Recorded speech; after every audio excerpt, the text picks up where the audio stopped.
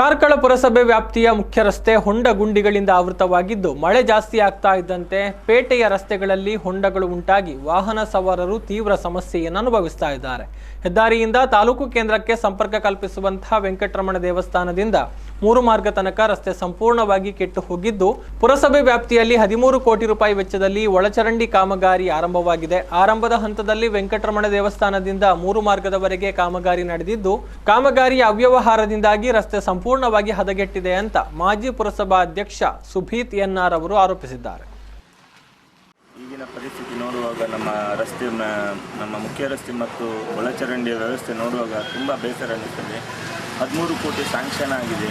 ಅದರ ಒಳಚರಂಡಿಯ ಏನು ಕಾಮಗಾರಿ ನಡೆದಿದೆ ಅದು ಸಂಪೂರ್ಣ ಅವೈಜ್ಞಾನಿಕವಾಗಿ ಆಗಿದೆ. ಅದು ಈ ಹೊತ್ತಲ್ಲಿ ನಾವು 25 ವರ್ಷ ಹಿಂದೆ ಕತೆ ಬೇರೆ ಇತ್ತು. ಆಗ ಟೆಕ್ನಾಲಜಿಯಲ್ಲಿ ಇಷ್ಟು ಇಂಪ್ರೂವ್ ಆಗಿರಲಿಲ್ಲ.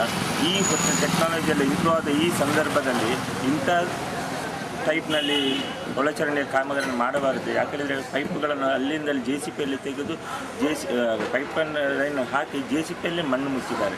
ಅದು ಟೋಟಲ್ ಅವೈಜ್ಞಾನಿಕವಾಗಿದೆ. ಅದು ಈಗಲೇ ಅದರ ಪ್ರತಿಫಲ ಕಾಣ್ತಾ ಇದೆ.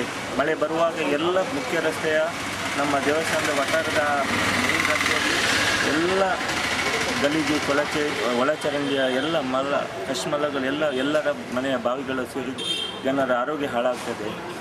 ಇದರಲ್ಲಿ 13 ಕೋಟಿ ಸ್ಯಾಂಕ್ಷನ್ ಆಗಿದೆ.